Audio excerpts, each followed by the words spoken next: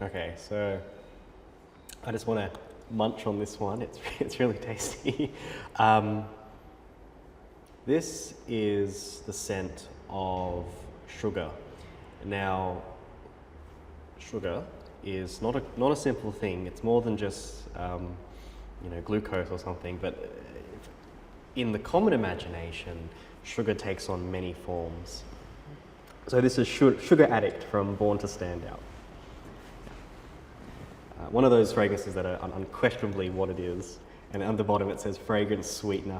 So Sugar Addict is a fragrance that, despite the overt, or at least the immediately apparent simplicity of the fragrance, there's a lot of thought behind it.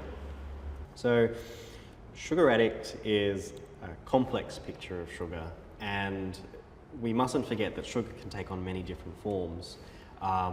The first thing I think of is caramelization, so brulee.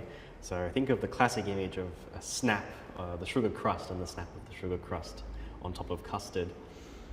It is sweet, but it's always in the balance. Praline, rum, there's just all these layers of different sugary ideas, and I think that's really lovely here. It capitalizes on a desire that a lot of people have for sweet perfumes without falling into something that is overtly saccharine, that is more than just unthinking is what I call it, but really complex considerations. This is something you can layer really well. Something that would pair on top of a vanilla or a wood fragrance to give it just that little bit of nuance and a little bit of contrast. On its own, however, it is a fragrance that trails and travels. So it starts with sugar, moves into musk, moves into woods, and it just feels like a big warm bath of sugar and milk and cream, really gorgeous, delicious notes. It's a shot right to the pleasure receptors, and I think that can't be underplayed.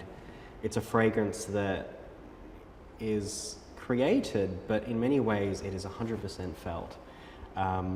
Really lovely stuff, really popular, and just a wonderful take on sweet and sugar without being too extravagant. You know, it's the perfect balance of everything. A really, really great fragrance. It's got to be baking. It likes to bake. It's making creme brulees and macarons and tart-tatans. Someone's addicted to sugar. I think in the grand tradition of French pastry, it was Carême who said that the finest form of architecture is dessert, and so they're doing an architecture degree, but when they finish, they're going to become a pastry chef. This is a person who sees the sweet side of life. This is a morning fragrance. This is a fragrance for the day, and in the evening, it's something to be layered on top of something deeper. I think, given the sweetness, we've got to look to somewhere like Paris, which is the place to go for desserts. We've got to think about places like the Caribbean, where rum is produced, agricole, sugarcane, no less. So yes, I think places include places where sugar is king. Longevity, it wears close, but it lasts like a coating on the skin. In that regard, I would give it I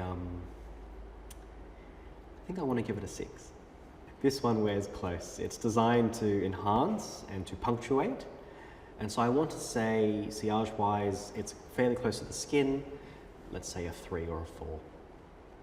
I think if you are indeed a sugar addict, this is the perfect scent. So it's the best value fragrance you can find in this genre. However, for someone seeking to expand their perfume horizons, this is squarely a gourmand fragrance. So I would say I would give this perhaps a 5 or a 6. Look, sugar has no gender, but there is no doubt that the association has moved into more feminine styles of perfumery. But, you know, this is for people that love sweet things, and I would say unisex, but moving into an ever so slightly feminine side.